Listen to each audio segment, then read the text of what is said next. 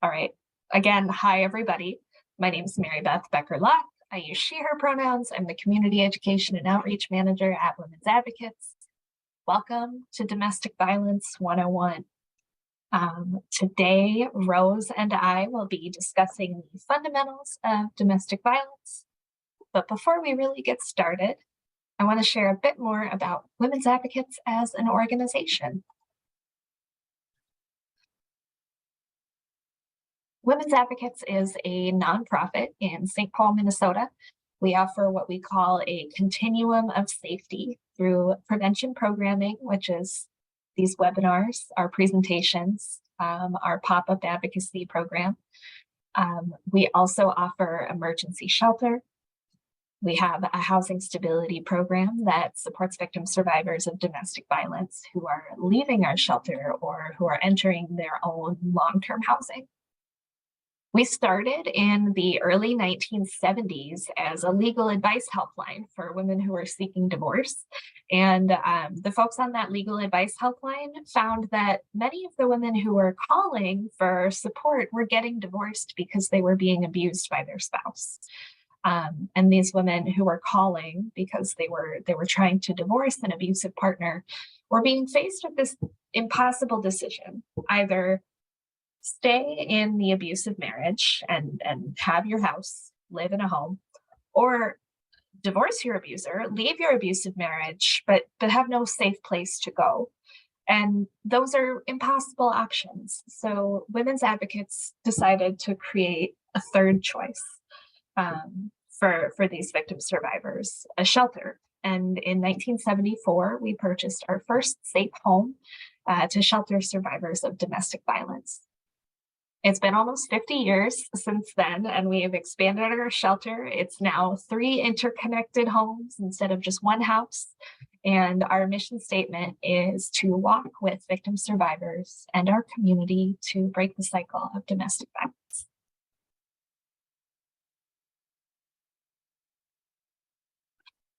Women's Advocates is also located on Dakota land. The area that is now St. Paul was stolen from the American government, stolen from the Dakota by the American government through centuries of wars, broken treaties, and acts of cultural genocide. Through incredible perseverance and resistance, the Dakota are still here and strong. Native women and girls face the highest risk of domestic violence, sexual assault, and intimate partner homicide. We express our gratitude for the Indigenous-led organizations who are working each day towards a world without domestic and sexual violence. And as an organization, we commit ourselves to supporting tribal sovereignty with the same fervor that we support the self-sovereignty of victim survivors.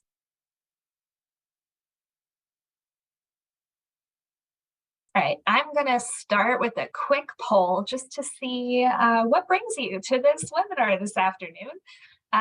What brings you to this training, and what are you hoping to learn about? I will let you know we have 90 minutes together, and these 90 minutes are going to be divided into 2 parts. So we'll first explore the fundamentals of domestic violence, figuring out the dynamics of abusive relationships and their impacts. And then we're going to close out with everyday ways to support victim survivors of domestic violence or interpersonal trauma in general. And I want to acknowledge that everybody is impacted differently by engaging with this topic. So please just, again, take care of yourselves however you need to during this webinar. Step away if you need to, take some deep breaths, do what feels good to you, and know that we're recording, so you will not miss a thing. All right. Going to give a couple more seconds for this poll to go through. And then I will broadcast the answers. All right, sharing our results. We are mostly looking to learn how to support survivors in a professional capacity. Second most is folks who are wanting to brush up on some recent updates to learning about domestic violence. So hopefully we can do that for you today. If you have additional questions, concerns, comments, you can put them either in the chat or in that Q&A feature at the top of the Zoom, or at the bottom, depending on what your Zoom looks like. And then finally, quick disclaimer, this is a Domestic Violence 101. It is truly fundamental. And also, if you have been to Women's Advocates Domestic Violence 101 webinar before, nothing has changed. This is a regularly scheduled fundamentals presentation. We could talk for hours about domestic violence and never cover everything. This just covers the basics. If you want to learn more about specific subtopics or get really into different aspects of domestic violence, we have other webinars on our YouTube channel that you can access at any time. But this is truly a let's get our feet wet into domestic violence presentation. So let's start with that fundamental understanding, or understanding those fundamental dynamics of abuse. I'm gonna ask for some input here in the chat. Whether we are here because we work with survivors every day, or we're survivors ourselves, or maybe some of us on this call or on this webinar are just learning that domestic violence exists, that's okay too. We're all coming into this webinar with some idea of what domestic violence is, and we're coming in with some automatic associations or assumptions that our brains make with the term. So we would like to know, what do you think when you hear the term domestic violence? Who and what do you picture? What kinds of actions and words do you picture? What kind of relationship? What comes to mind? Go ahead and put that in the chat. And don't worry if your thoughts are right or wrong. Don't worry about getting it right. We'll get to a shared definition later. One says physical abuse, control, absolutely. Yes, couples as experiencing domestic violence. And then also think about where are these assumptions, or where are these understandings coming from? Where did you learn these things? Physical and emotional abuse, manipulation are also coming up in the chat. Thank you. Yeah, the goal of this kind of activity slide is to become more aware about our own current assumptions with abuse, our own understandings.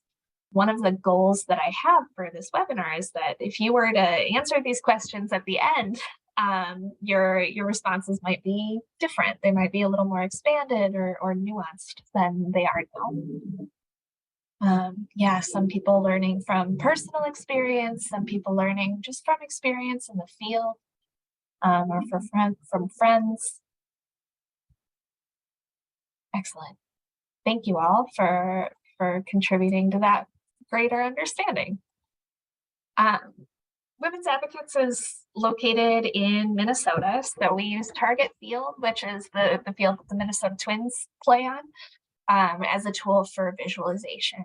Target Field is massive. It's a huge Major League Baseball stadium, and we could fill it 17 times over just with women in Minnesota who've experienced sexual or domestic violence. So that's just Minnesotan women, not all survivors, just female survivors who have experienced sexual or domestic violence.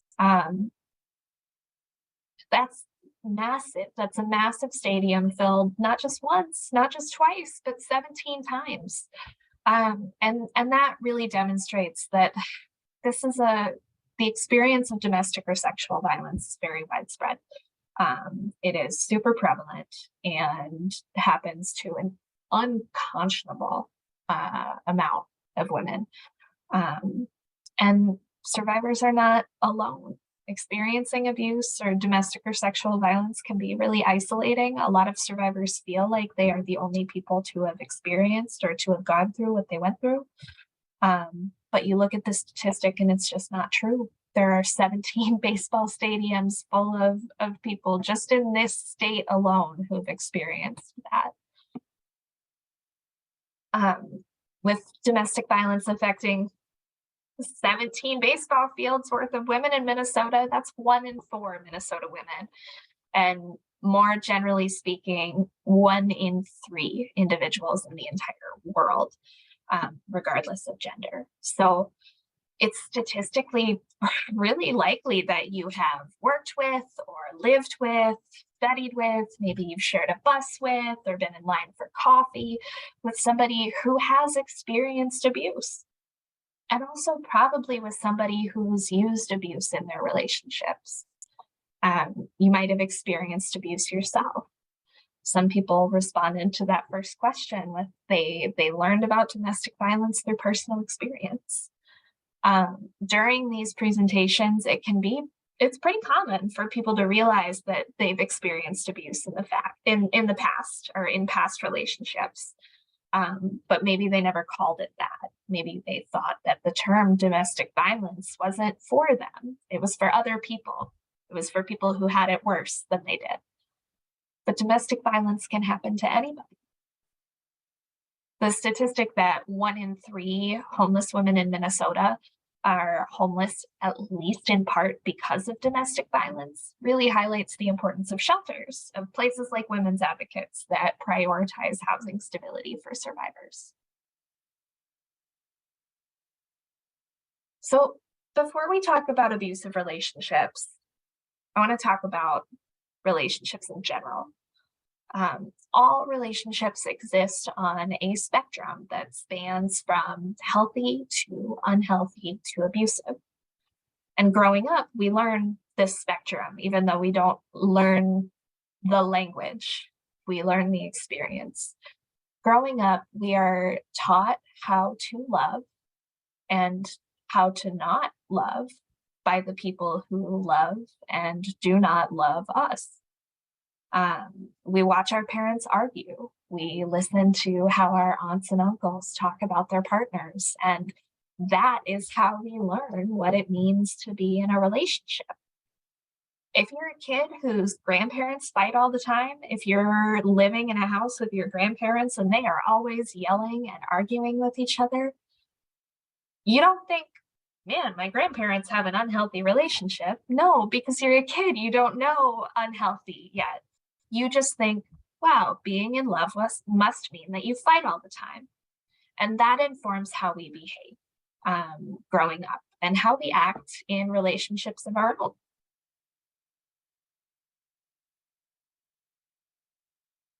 Sometimes it can be hard to distinguish unhealthy relationship dynamics from genuinely abusive ones, which is why this is a spectrum. It's not static. It's important for us to understand that some behaviors in a healthy relationship may also be present in an abusive relationship. We have to understand the context in which these behaviors are occurring, and the impact that those behaviors have on the people involved to really assess the nature of the relationship. But digging more into the abusive side of the continuum, that's when domestic violence happens. That's domestic violence, is the abusive behaviors. Domestic violence is not just a thrown remote or a hole punched in the drywall or one single hit that results in a black eye or a bruise. Domestic violence is all the time. It is a 24/7 pattern designed to exert control over another person, to exercise power in a way that makes that other person feel small or afraid or unsafe all of the time. And it involves using every tactic on the table, every available method to make that other person's world smaller and more hostile. In the 1970s, when Women's Advocates was founded, there was a really big movement to raise awareness about the fact that abuse was happening in people's homes. Abuse was happening in marriages. Primarily women were being abused by their husbands. There was a big push to recognize that in the 70s. And one of the big names in that movement was Dr. Ellen Pence. She was a psychologist who worked with victim survivors of domestic violence, and she asked survivors, what does your partner or what does your abuser do to hurt you? And she listened to their answers, and she found common experiences of isolation, intimidation, denying, blaming, all of these tactics that weren't physical violence, tactics that the general public didn't think of as abusive. Dr. Pence took all of these common experiences and developed the power and control wheel, which is on the slide. And it shows how the different tactics abusers use on their victims are always used to exercise power and gain control. Physical violence is on the outside of this wheel, physical and sexual violence is, because physical violence is not the primary tactic of abuse. It's not the primary thing that establishes control. The threat of physical or sexual violence is what establishes that control.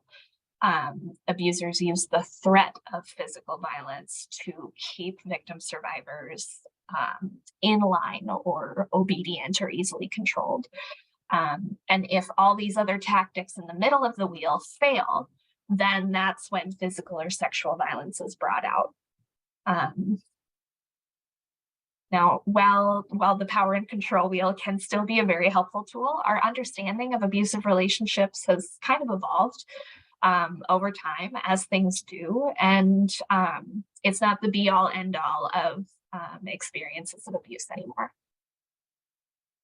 Also, I want to mention that abusive relationships aren't always romantic or sexual. Family members and roommates can also perpetrate domestic violence. That's not to say that anybody can perpetrate domestic violence against anybody. Domestic implies it happens where you live.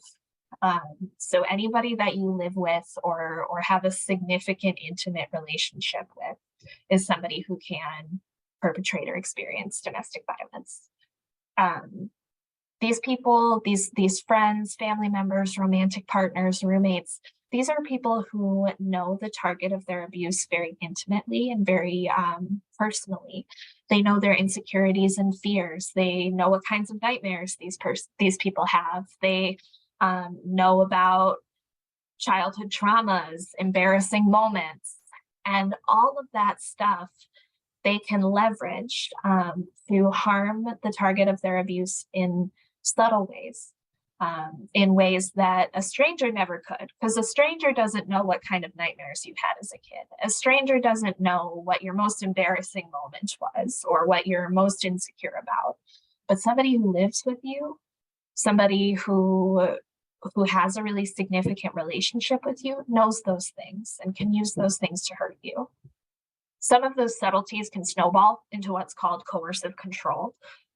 There's a link on this slide that when you go to access the presentation slide, you can learn more about coercive control there.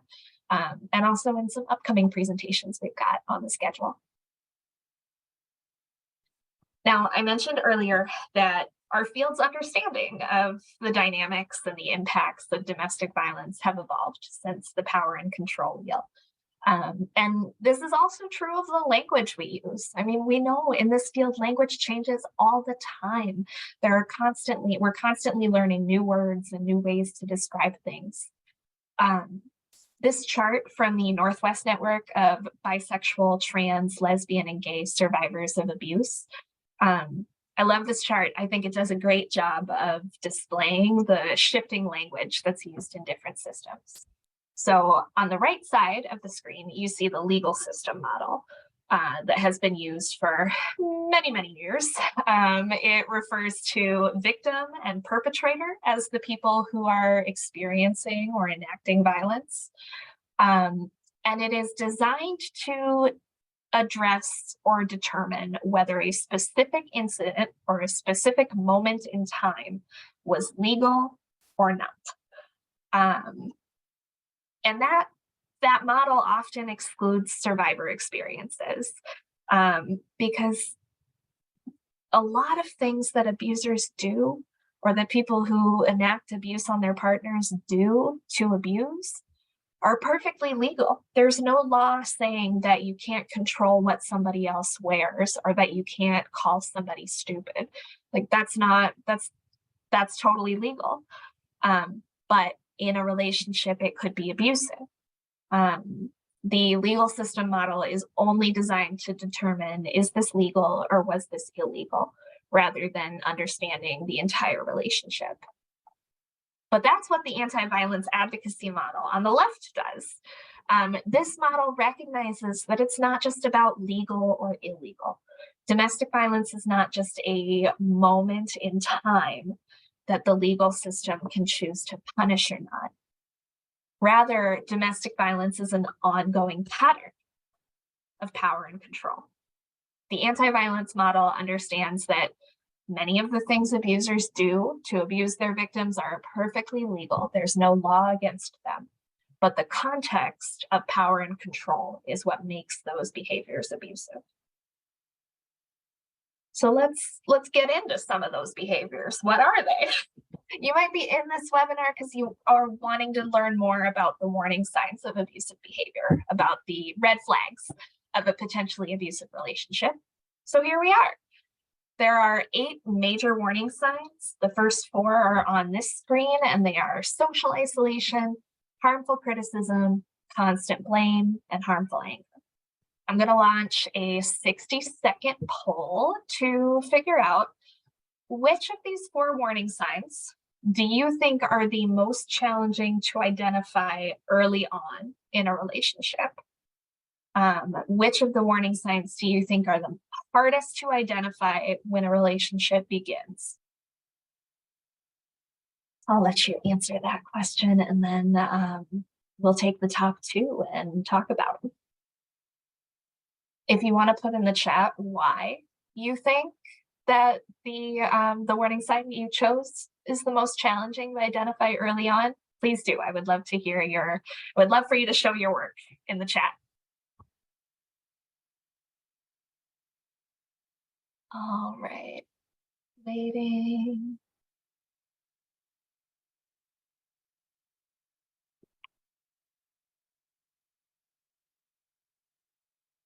Okay, I'm going to close the poll in 5, 4, 3, 2, 1. All right. And it looks like most of us, social isolation is running away with it. Most of us think that social isolation is the most challenging to identify early on. And someone in the chat is saying that it's hard to identify early on because it happens slowly before somebody realizes it's happening. Absolutely. It's social isolation early in a relationship. A lot of people think that's pretty common because when you meet somebody and you're really excited about them, you only want to spend time together. You want to spend as much time with this new person as possible. Because you're just getting to know them, like you're saying in the chat. Absolutely. And so that, oh, the relationship is new, they're still getting to know each other, that idea can overshadow the more sinister parts of social isolation that are happening. Abusers isolate their victims to maintain control, right? They try to get the victim survivor to stop spending time with family, stop spending time with friends, stop communicating with anybody other than the abuser. Because if they're communicating outside of the relationship, the abuser no longer has control over the victim's inner narrative. And that's what the abuser wants. The abusive person wants to be the only voice that the survivor hears and to be their only source of support. Right, in the chat, they don't want any outside interferences. Exactly. They know that if the survivor's friends and family are around, they might say, hey, I'm worried about you. Hey, this relationship doesn't seem quite right. Or, hey, maybe you should spend a little more time with some other people. If you're socially isolated, nobody's around to tell you that. Nobody else can say boo. So that's the goal of social isolation, is to shut down all that outside interference so that the abuser is the only person with control over the victim survivor's thoughts or inner narrative. Good job, everybody. We're going to move on to these next 4 warning signs, which are manipulative jealousy, excessive control, intentional sabotage, and strategic intensity. So I'm going to launch another one, and I would like to know, of these 4 warning signs, which do you think is the most normalized in our society? What do you think is the one that is written off as like, oh, that's typical relationship behavior, it's not a big deal? Which warning have you seen either brushed off or maybe depicted as like, oh, that just means this person really likes you? We'll take about 30 more seconds to answer that. And if you want to show your work in the chat, again, feel free.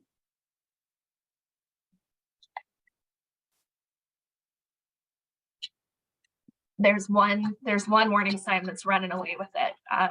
And I'm excited to end the poll and share the results. All right, 5, 4, 3, 2, 1.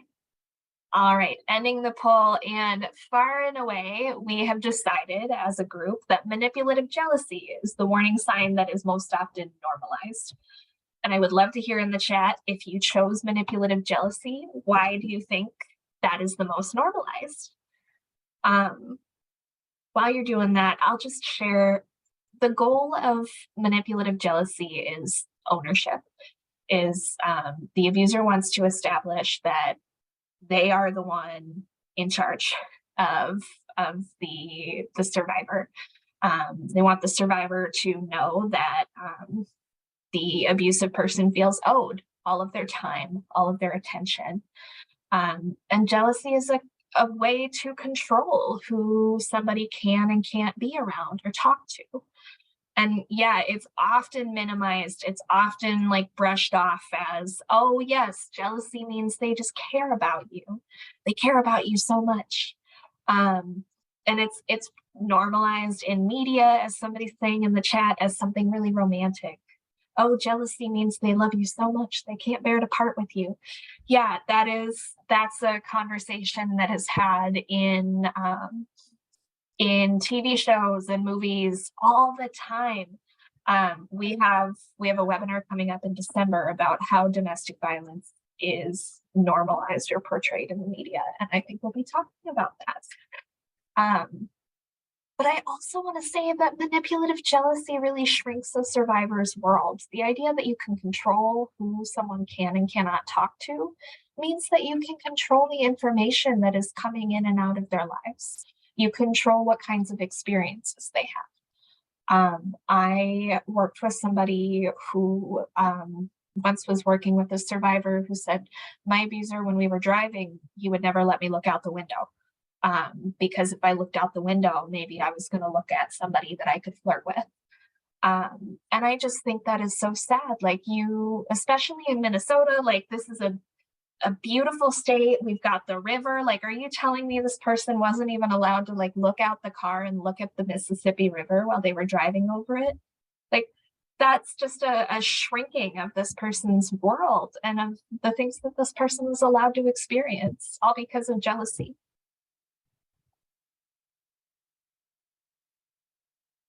All right.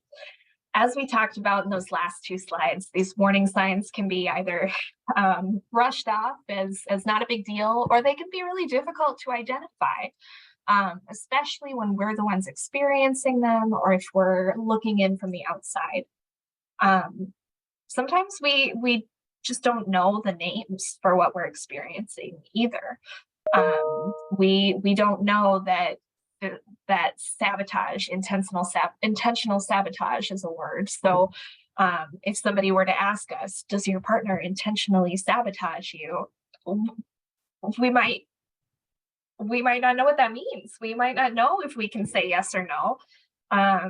And we also might be saying, well, I don't know that my partner does it intentionally, but this is something that happens. So those words can be really, those words from those earlier slides can kind of be hard to identify with sometimes. And that's when specific questions like these ones come in. Like, does your partner prevent you from making your own decisions or from accessing work or school? These questions are a more direct way of understanding somebody's experiences and understanding an abusive person's behaviors. So you might send somebody this relationship quiz from Love is Respect to let them ask themselves, is my relationship healthy? Get them thinking more about the nature of their relationship. Sometimes getting information from an online quiz is easier than hearing it from somebody who loves you and is concerned about you. You might be less defensive if a quiz tells you, hey, your relationship might not be healthy. You might be less defensive hearing that from the internet than from somebody who knows you very well. However it happens, when survivors are asked these questions, they begin to realize that they're not alone and they're not crazy. I'm going to put a link to this quiz in the chat, and you can go and access that anytime. But speaking of feeling crazy, it's often a sign of emotional abuse. We're going to watch a 4-minute video that outlines the 4 signs of emotional abuse. I'm going to play it real quick, and if we get an ad, please ignore it. Oh, good.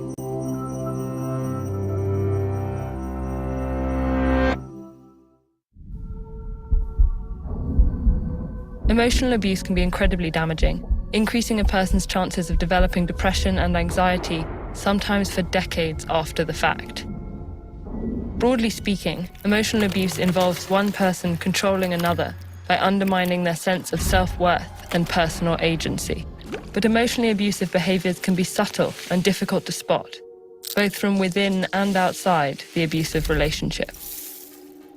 That's partly because emotional abuse often exploits or creates power imbalances between individuals, especially in relationships where safety, care, and trust are supposed to be guaranteed.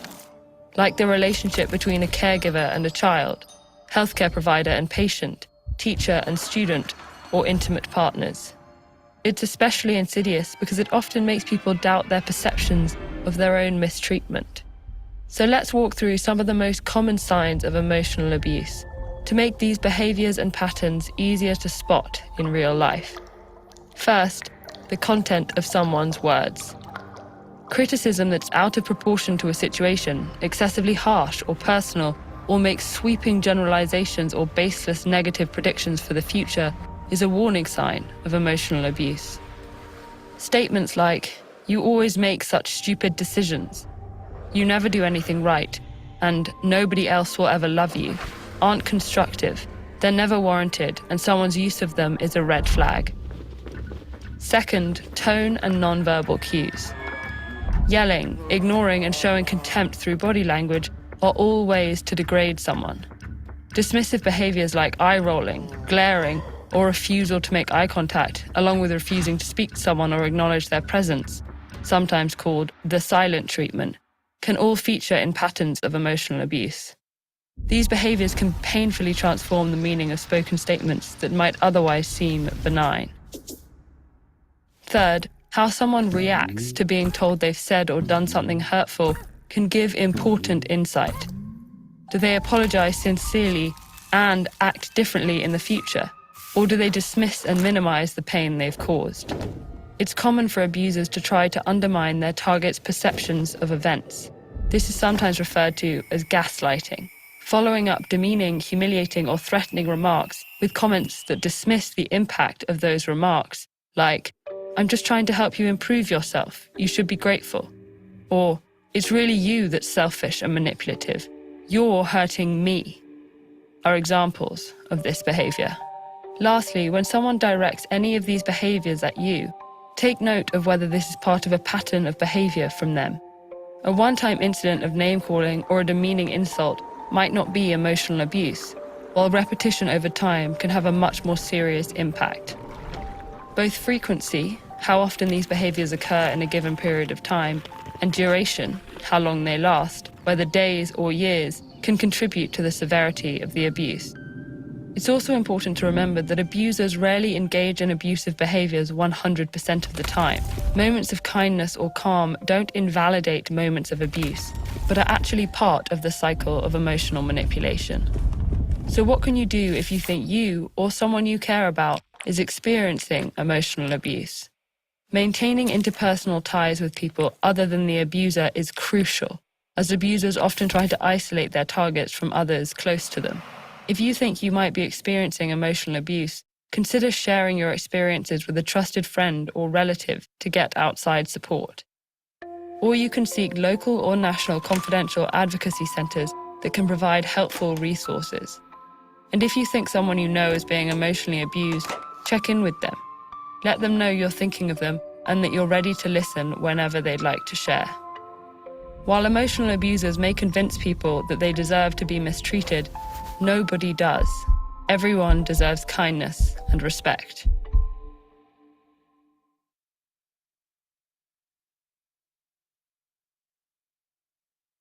Thanks for watching, everybody. We like that video a lot here at Women's Advocates. I think it does a really excellent job of describing those basic dynamics of emotional abuse that are present in many abusive relationships and often interact with other forms of abuse. So in the spirit of other forms of abuse, let's talk about those. Domestic violence doesn't always involve physical abuse or physical assault. And even when it does, physical abuse isn't just skin on skin contact. There are other forms of physical abuse that are not skin on skin contact. Simply the act of or the threat of physical violence counts as physical abuse. For this next multiple choice poll, you're going to choose 3 answers. Which 3 of the forms of abuse would you like to learn more about? I say 3 because we only have time to go into the top 3 forms. So go ahead and let us know which are the ones you're most curious to learn about. And I'll talk us through the top 3. And if your top 3 don't get talked about because they weren't the most common poll results, never fear, you can still learn about them. The the headings for each of these are actually links to other web pages and other places where you can learn more about each form of abuse. All right, I'm going to give us 10 more seconds for this poll. Get your top 3 in. 3, 2, 1. All right, and yes, in the chat, the slides will be shared. After this webinar, you will get a follow-up email. It'll have a link to the recording, a link to the slides, so you'll be able to interact with the presentation in that way as well. All right, let's look at the poll results. I am seeing spiritual abuse, using children, and digital abuse as the top 3 that we want to learn about today. Let's talk, since it's the first one on this page, let's talk about using children. This is a very unique form of abuse. Obviously, people who do not have kids or don't have kids involved in the relationship are not going to experience this. But oftentimes, abusers will use the children that they have in common or that are involved in this relationship with the survivor as pawns or as different pieces on a chessboard to manipulate, and the abuser will use them to manipulate the victim survivor into doing what they want.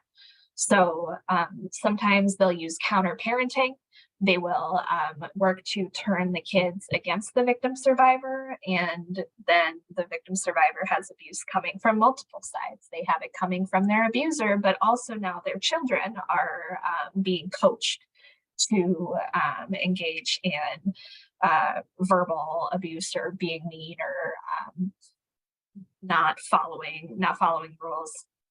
So that's one way that children are used in abuse. They might also be used to relay messages between the victim survivor and the abuser. The abuser might not speak to their victim directly. They may only relay messages through the children, which, depending on the content of those messages, could be deeply upsetting. If the child has to relay some form of verbal abuse to their parent, because the abuser has said they had to, that's traumatizing for both the parent who's hearing that from the child and for the child having to do that. Abusive people will also use CPS as a threat. They'll say, if you don't do this and this, I will call CPS and get the kids taken away. They'll also use custody. They'll also use custody arrangements, and they'll file for full custody to get the survivor to fall in line more easily. A lot of abusive people who have had no or very little interest in parenting their children will suddenly sue for full custody or file for full custody once the victim survivor has left the relationship, as a last-ditch effort to keep that survivor connected to them or keep them under control.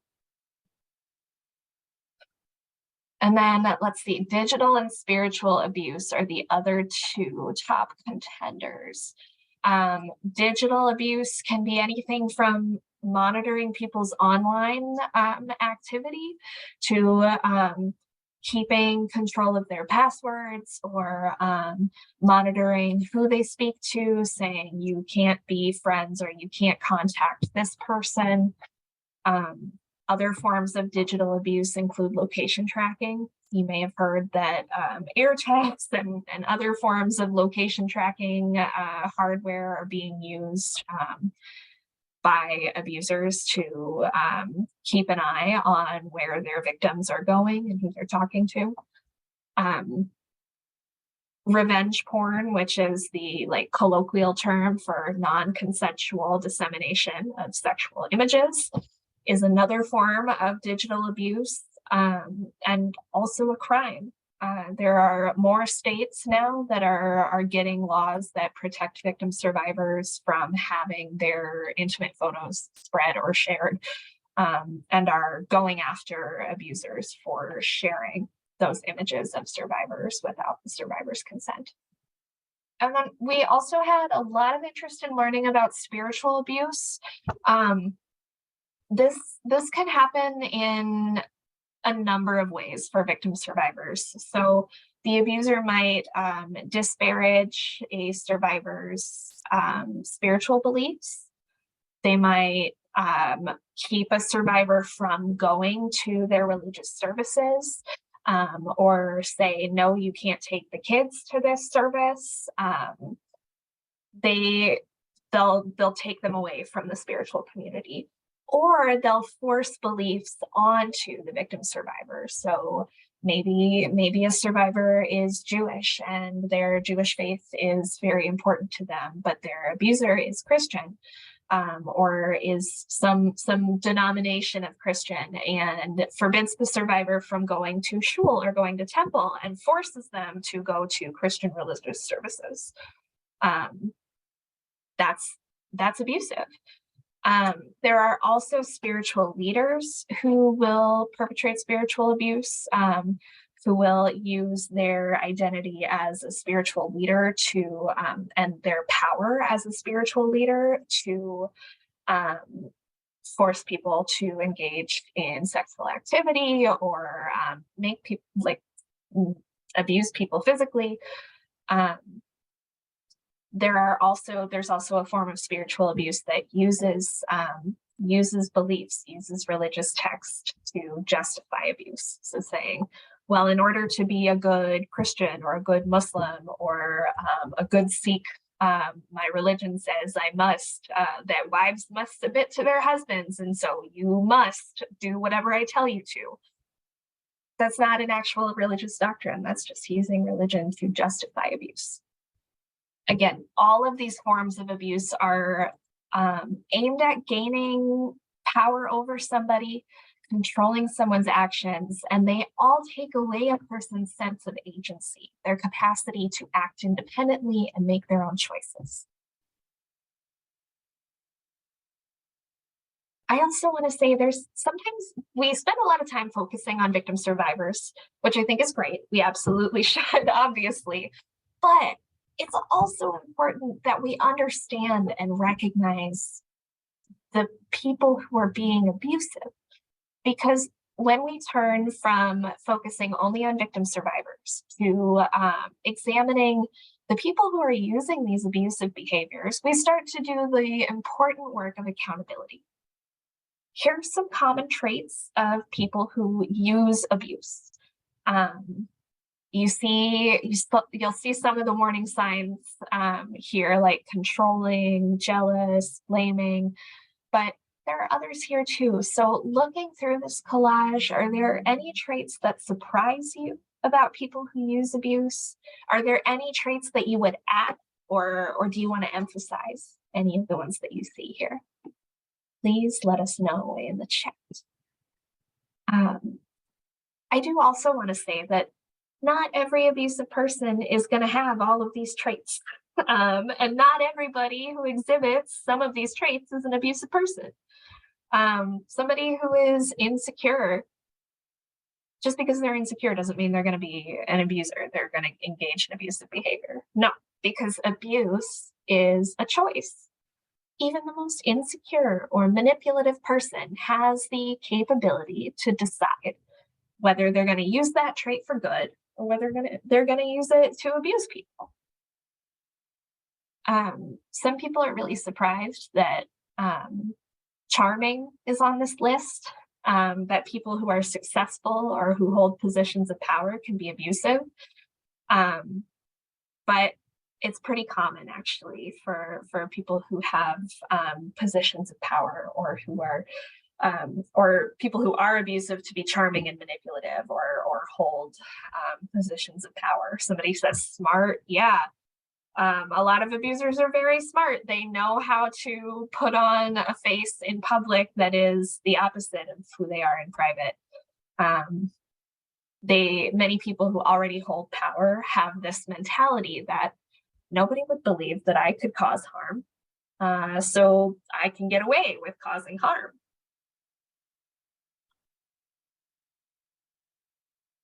But who are those people? What are the identities of the people that abusive individuals target? Whether we're aware of it or not, we all have this image in our heads of what an abuser or what a survivor looks like. And that image that we have in our heads fuels comments like, oh, well, you don't look like a victim, or I didn't think people like you experienced abuse, or, oh, it happens to other people, not me.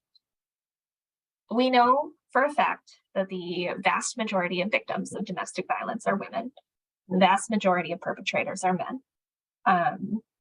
We know that domestic violence is a form of male violence against women most of the time. That's not to say that men don't ever experience abuse, or that non-binary people never experience abuse, or that women never perpetrate. They do, it happens. But I think the gender disparity is really important here. I think we need to name that domestic violence is and historically has been a form of male violence, because if we ignore the fact that there's a very big chunk of people, of a specific group of people who are perpetrating, we ignore the fact that we can reach out to that specific group of people and ask them to stop and teach them to stop. I think it's important to recognize that, because when we recognize who is doing the abusing, we recognize, oh, who can we reach out to get to stop the abuse? You'll also see that race and ethnicity is another other identities that survivors hold. We're not just genders in these bodies, you know, we have races, ethnicities, we have ability or disability identities. And experience of domestic violence can be different based on your identities. Individuals who have marginalized identities may not be more likely to experience domestic violence based on those, but it might be harder for them to leave an abusive relationship because of the systemic oppression that comes with holding those identities. If you're a woman with a disability, you are much more likely than a woman without a disability to experience domestic violence. But where women without disabilities may have an easier time accessing permanent safe housing away from their abuser, a woman with a disability might not. Maybe they don't make enough money. Maybe their benefits alone don't qualify them for housing. Those experiences of marginalization can affect your ability to leave an abusive relationship. All right, I'm going to kick it over to Rose for our next half of this presentation. Take it away, Thank Rose. you so much. Thank you. Thank you so much for that, Mary Beth. Hello, everyone. My name is Rose, and I will be leading us through the second half of our webinar today. And so, as Mary Beth was saying, not only do survivors hold multiple identities, survivors also have to kind of navigate their way through multiple systems and forms of oppression. And this ranges from things like classism, racism, ageism, to ableism, to immigration statuses. And so to yourself, you know, kind of think about the identities that people you interact with hold. And how do these intersections, forms of oppression impact their lives, their experiences of abuse, and their ability to kind of navigate legal and social service systems. And also think to yourself how their past experiences of oppression can impact their ability to access the supportive services they need to be safe from abuse or to stop the abuse overall. And there are just many intersecting systems that are stacked against survivors that compound their traumatic experiences. And a lot of these oftentimes prevent them from being able to access support, advocacy, and even healing. Okay, I'm going to start this off with the poll. And so if you can take that poll for me, that would be highly appreciated. Thank you for doing that. And so for this poll, it's about the common justifications of abuse. And so which of the following options on the poll have you heard abuse being attributed to? Okay, give us a couple seconds to take the poll, and then we can look over what everybody's thinking.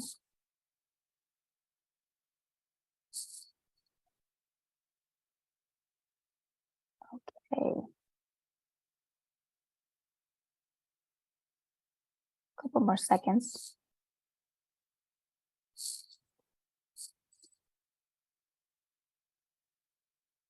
Okay. Yeah, so I'm going to end the poll and I can share it and we can talk about it. So a lot of people are saying the use of alcohol and drugs, the abusive person has a bad childhood or was abused when they were younger. Yeah, and we're gonna dive more into this as I go on here. And so there are a lot of factors that kind of contribute to domestic violence rates worldwide.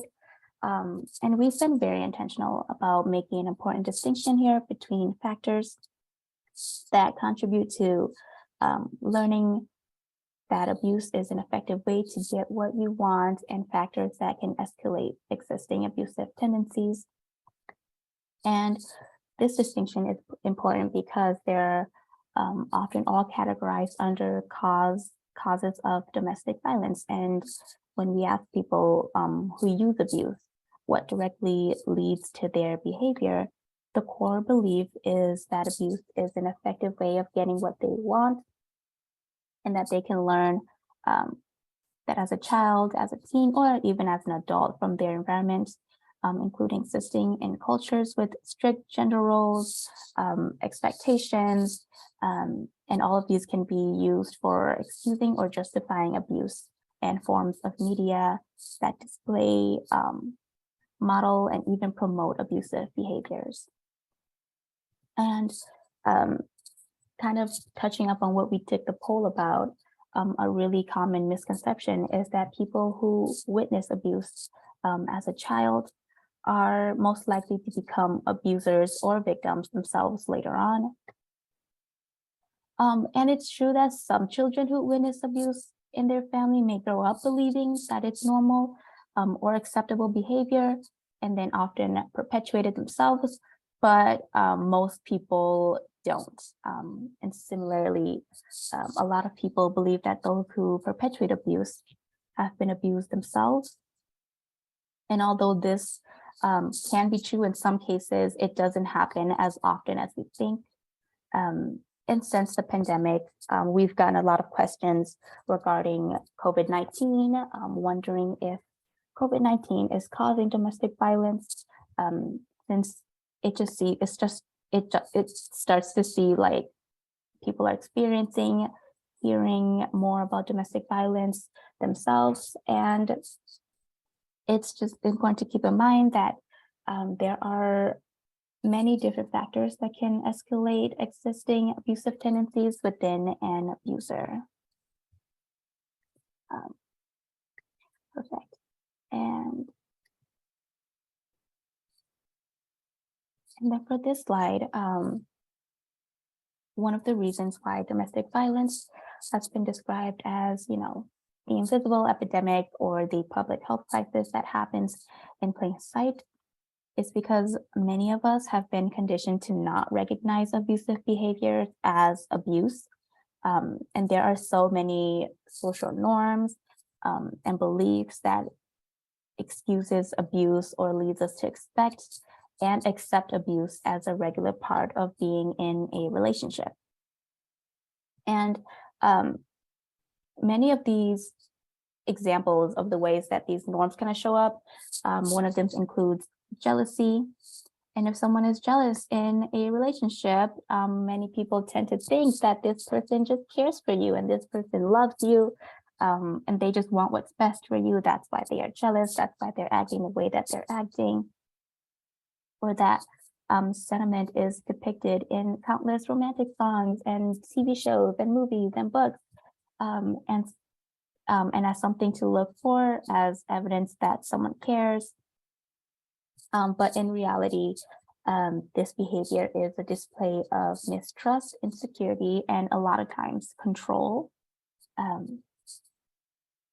And on the screen here are just all sorts of other examples that are rooted in misogyny, patriarchal beliefs, acceptance of coercion, and shows how many aspects of our culture just devalue consent, respect, and agency. And kind of connecting back to the poll that we just did, all of these justifications for abuse can be refuted with the link on the slide. Let me see if I can link it to us. Maribeth, is there a way? I don't think we have a link for this one, but you can get it when the PowerPoint is distributed to you later. Yeah, okay, sounds good. Thank you for that. Well, I cannot link it, sorry everyone, but like Maribeth said, you can absolutely get access to this link later on. And I hope you all take a look at it once you get the chance to. let me see. And the bottom line, why none of these examples are or should be used as an excuse for people's abusive behaviors and actions, because none of them are justifiable reasons for abuse. And it's important for us to remember that domestic violence is always a choice, and the only one responsible for abuse is the person doing the abuse, using the abuse. And the core driving factor behind abuse is the idea that one has the right to control and instill fear within their partner. And then for this slide, there are just countless misconceptions about why survivors are unable to leave abusive relationships and situationships. And these misconceptions stem from not understanding the very real barriers that exist. We kind of touched up on this about a couple slides back, that people who may have never experienced abuse, they don't really know or understand what it's like to be faced with choices of experiencing abuse, or the danger that comes with being homeless, or being told you would be breaking up a family, you'll be hurting your child if you were to get a divorce, or if you were to try to get away from the abuse, or that if you stay, you're just as bad as the abuser. And it's your fault that you are experiencing all these abuse because you are choosing to stay. And people who experience abuse are faced with an often impossible decision and lots of barriers to navigate. And oftentimes they have to do this on their own or with very little and limited resources and support. And this is part of the reason why it takes survivors an average of 12 to 15 attempts to be able to successfully leave an abusive relationship. And it's important for us to know that there is an endless numbers of reasons why staying in an abusive relationship might feel safer for a survivor within that very moment, or why leaving would just pose even more challenges and dangers that the survivor doesn't have the capacity to overcome. And a reminder that it's not our place to say what we would do in their situation or what they should have done to avoid experiencing abuse. Survivors deserve compassion, they deserve non-judgment and respect. And even if a survivor leaves, it does not always guarantee safety. In fact, leaving is the most dangerous time for survivors, since it kind of disrupts the power and control by the abusive person. And if leaving isn't fatal for the survivor, many of these survivors experience long-lasting impacts from abuse or continued abuse even after they've left. And here, as we've been kind of talking about, domestic violence impacts the whole person, not just one aspect of their life, but every aspect overall. And the impact of domestic violence on a survivor is similar to that of an infection almost, and that the potential to impact all systems and all dimensions of a survivor's well-being, even after the abusive person has stopped abusing them. But today we are really just kind of focusing in and honing in on long-lasting impacts of physical and emotional dimensions of wellness. And so kind of focusing on the two, people who experience abuse will carry it with them for the rest of their lives. And so there are many different ways that experiencing abuse can impact our sense of well-being and sense of self. And the impacts on physical and emotional health are often intertwined. And so 84% of survivors are diagnosed with PTSD, which can cause traumatic nightmares, which can lead to insomnia. And around 77% of survivors are diagnosed with depression, and 75% of survivors are diagnosed with anxiety, which can then lead to things like migraine, chronic pain in the chest, back, or pelvis, hyperventilation, and cause symptoms like IBS. And experiencing harm from someone who is supposedly there to love you can significantly just dysregulate all of your systems, the way you think about yourself. It can impact your ability to concentrate, your memory, your ability to make decisions for yourself and your life and those around you that you care for, and the emotional scars from victim survivors are often discredited because what we hear often from survivors is that physical scars and bruises, they can fade, they can heal, but it takes a long, long time to heal emotional scars. It takes a lot of compassion, lots of patience, professional and personal support, and so much more to be able to even begin to heal from the emotional impact that you've gone through regarding your emotional health and abuse. And experiencing abuse can impact things like your type of jobs that you have. It can impact the ability to trust someone in a new relationship, and their relationship with money, and the effects of abuse kind of shows up in different ways. And it's important for us to understand the impact in order to be truly informed, regarding your physical and emotional health. And I'm going to talk more about that within our next section. And I am moving on to part 2 of today's webinar, and it shows us everyday ways to support survivors. And now that we know what we know, we're going to move on to our scenario. And this, I'm going to need a lot of you to kind of also put your input in the chat, if you will. I'm going to read out the scenario for us, and we have a couple multiple choices here, and you can tell me which one you would go with if you were in this situation. So the first scenario goes: your friend Elijah and a guy she met at work, John, have been going out for a while.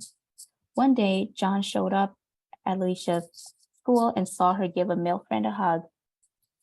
John grabbed her arm and pulled her to his car, where he called her a slut and a cheater. If you saw this happen, would you, A, you would tell Elijah that you are concerned about her and help her find advocacy resources? B, you would tell another friend and hope that they would do something to help Elijah? Or C, you would leave it alone. If Elijah didn't say anything to you, it's not your place to get involved. So if you will, in the chat, can you add, out of these 3 options, what would you do? What would what's the action that you would take regarding this situation? A lot of people are saying, hey, yeah, I do want to throw it out there that none of these are like wrong. None of these are, there's no right or wrong answer here. It's really just what you would do if you were in this situation. And a lot of people are saying, hey, they would tell Elijah that you're concerned about her and help her find advocacy resources, which is great. And now that you know about us, Women's Advocate, if you were ever in the situation, you can absolutely find resources for them. And I'm going to move on to our next scenario. Oh, Rose, before we move on, someone in the chat is saying it depends on their closeness to Elijah. Like if she has a closer friend, maybe then tell that closer friend. And I think that's a good consideration, is how well do you know this person? That could impact how you respond. Yeah, I didn't even see that. Thank you for that, Mary Beth. And yeah, Robin, you're absolutely right. That's a great response. Which is, why I wanted to throw out there that there's really no right or wrong answer, because, the situation might be different if you were actually in this situation. So thank you for that. But I'm going to move on to our next scenario, and this is about Rebecca and Janet. And it says, Rebecca and Janet met at the mall. When they first began dating, Rebecca was very sweet. Over time, she started putting Janet down and once ended a fight by slapping her. Things got worse, and Rebecca told Janet if she ever left her, Rebecca would kill herself. If you knew about all of this and another friend asked you if you thought Janet was okay, would you you would tell them to stay out of it. They are both women. There's no such thing as an abusive LGBTQ plus relationship. B, you would pretend you didn't know and tell them to ask Janet directly. Or C, you would tell them you were also concerned about Janet and that both of you should go together to offer her help. Same thing. Add what you would do to the chat. I'd love to see what you all are thinking right now, what you would do personally. I'm seeing C, yeah, C. You would tell them that you are also concerned about Janet and you would offer to get her help together. I also find that sometimes it's easier when you have someone else helping you in order to get help or in order to find help for someone else. Yes, Maribeth, there is a wrong answer to this one. Abuse can happen in any relationship. It doesn't, just because you're part of the LGBTQ plus community doesn't mean that you don't experience abuse. So yes, thank you for pointing that out, Maribeth. And with that, thank you everyone for participating in this activity. Highly appreciated. And I'm going to move on to this next slide, and this is called the Blazer technique. And this is from our very own Ramsey County Sexual Violence Services in St. Paul. And this is an acronym that stands for Believe, Listen, Affirm, Support, Empower, and Refer. So an important aspect of the Blazer technique is to kind of center the survivor's agency and everything. And this means respecting how much they decide to share with you and when they choose to share it, and to not push or pry into anything because it is very personal stuff. And this means telling them about options they have for next steps and resources, but not prescribing what they need to do. And it also means letting them know explicitly that you believe them and that their feelings and worries are valid and that they are not alone in their situation. And if you're concerned that someone in your life is experiencing abuse and the most important thing that you can do is continue to be in their life and to kind of show them that support and stay connected. Even if you feel frustrated at times, or if you wish that this person would just leave already, or if you wish they would do something different with their situation, keep in touch, be compassionate, be patient with them, show them that you love them and you care for them and you support them. And the survivor in your life would really benefit from demonstrations that they are worthy of respect and love, and that at least one person that they know is trustworthy. And not every conversation has to be about the abuse or your concern for this person. They might just want someone with whom they can feel normal with. They can talk about other things that's not about abuse. They can talk openly about their abuse. They can tell you jokes, or they can share other information about their lives with. And just remember that those everyday connections, they go a long way. They are very, very helpful, and they are great when interacting with victim survivors. For this slide, I also have another poll that I'm going to launch. Let me see. Beth, are you able to launch the polls? I don't know if I'm able to do that. Thank you so much. So if you can take this poll for me, I would highly appreciate that. Which of the following actions do you want to focus on improving the most the next time you interact with a survivor?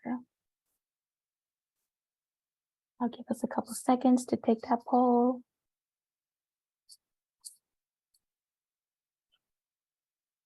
Okay.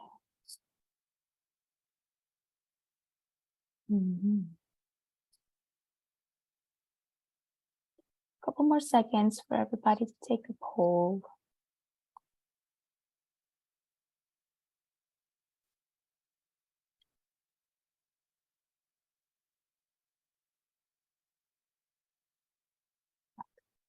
I am going to end the poll now,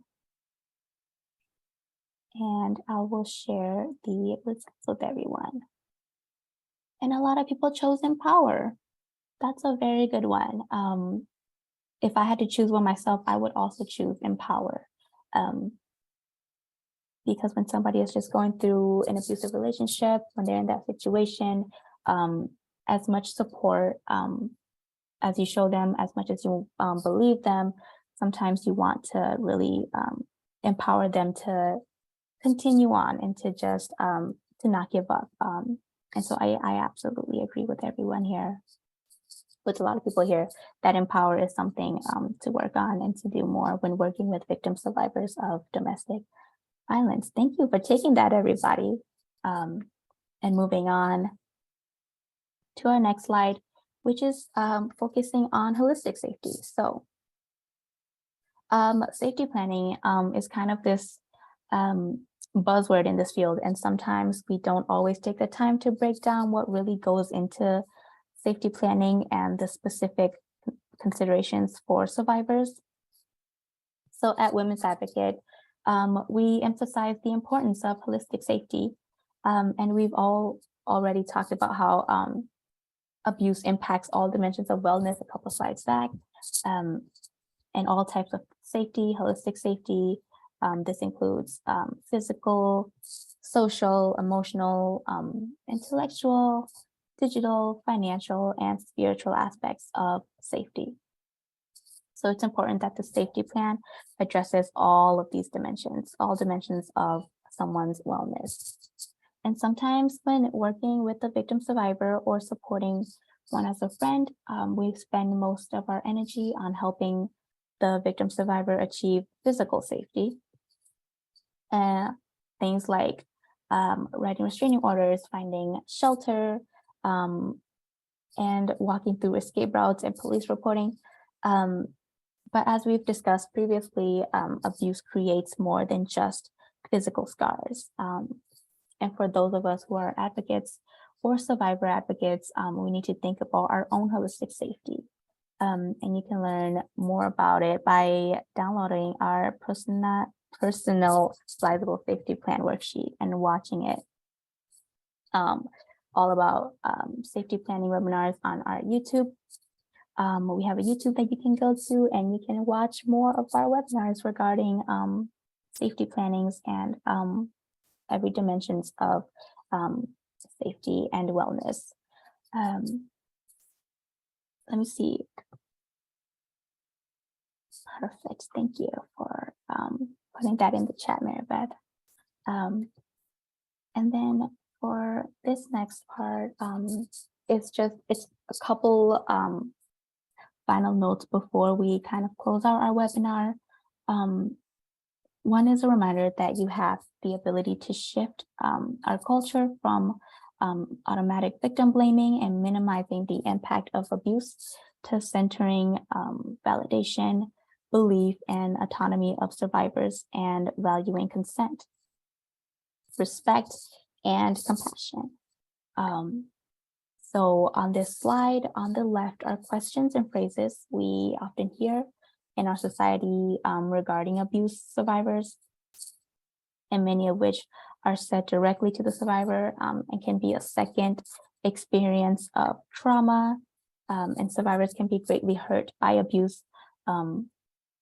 But this is often the disbelief and denial from loved ones once they learn of the abuse, and that can hurt in a different way, on a different level, to the victim survivor who has just gone through this abusive situation.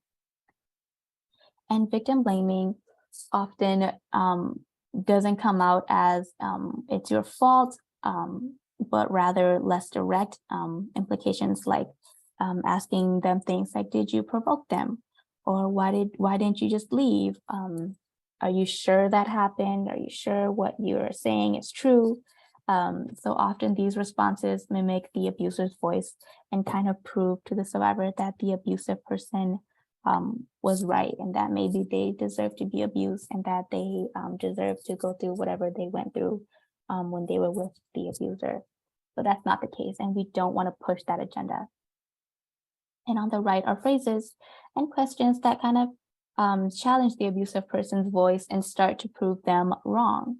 And it showcases to the abusive survivors that people do care, and that people will listen, and they will believe you, and that people will stand by you and support you, especially when it's unbelievably difficult for you and the people that you love.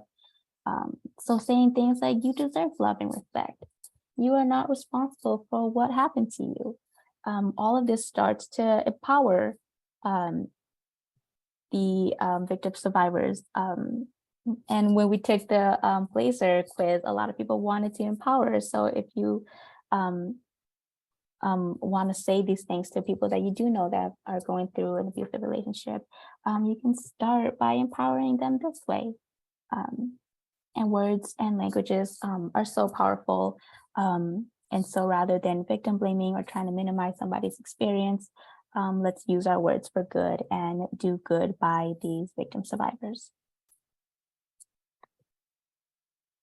And on this slide, people who use abuse have family, they have friends, they have coworkers, and there are people, they are also people who are capable of being held accountable for their actions and their behaviors. As much as they might try to avoid it, they are very capable of being held accountable. And so, statistically speaking, it is very likely that you have a survivor of abuse in your life, and it is equally as likely that you have someone who uses abuse in their life, in your life. And we say this not to like scare you or make you question everybody that you know, but it is the reality that we are faced with. And with another opportunity to kind of support survivors through doing what we can to place responsibility on the abuser rather than victim blaming the survivor. And people who use abusive behaviors need people in their lives who can challenge those behaviors and the beliefs that fuels them. And they need people who believe survivors, who set positive examples, and who can remind them that their actions are a choice and that other people choose to behave differently.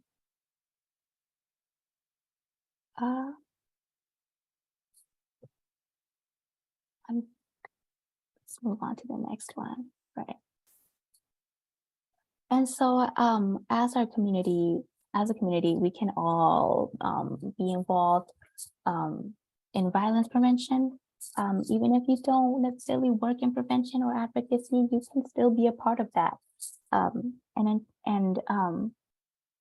We can use our voice and our actions and our behaviors to kind of prove that people, not everybody is abusive, and that people are different, and that people love and care and respect victim survivors of domestic violence. And we don't push these actions and behaviors of the abusers onto anyone.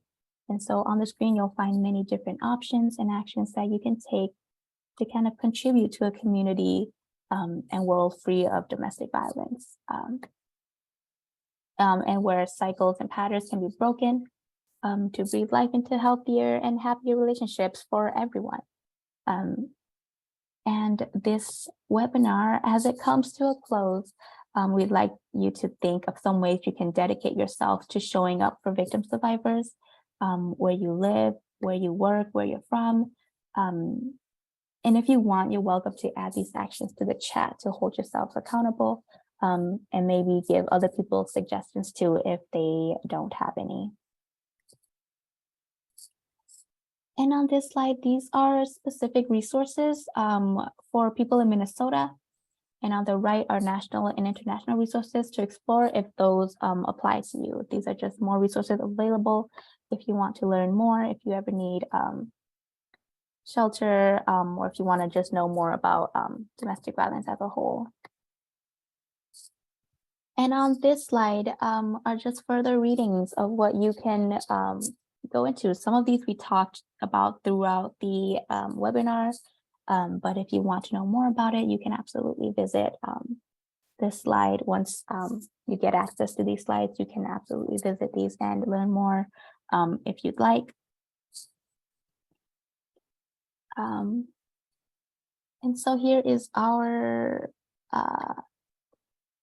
online survivor support group. This is something that we are looking for right now. If you or you know anybody who has gone through domestic violence and would like to join our online survivor support group, have them join us, have them be a part of our family, have them scan this barcode and have them talk to us. We will treat them nicely and we will have them come in as a family, and we will show them with love, respect, and care. So yeah. All right, and that is it. If you have a moment, everybody, we would love for you to fill out our survey if you can. Only takes a couple minutes, and gives us some good information on what we're doing right. Thank you all for attending this training today, and thank you, Rose, for being my excellent co-pilot. Thank you, Janae and Ryan, for providing interpretation. You can scan this QR code to download a PDF copy of these slides, or you can wait for the follow-up email later this evening or next week. You can also go and download a certificate of attendance at this link that I'm putting in the chat. There you go. You can fill in your name and the date. And then I'm also going to include some links to join our monthly listserv, check out some upcoming events, just generally stay connected with us. Thank you all for being here. If you have questions, comments, concerns, you can get in touch with us by emailing outreach@wadvocates.org. That's wadvocates.org. But I'm going to stop recording now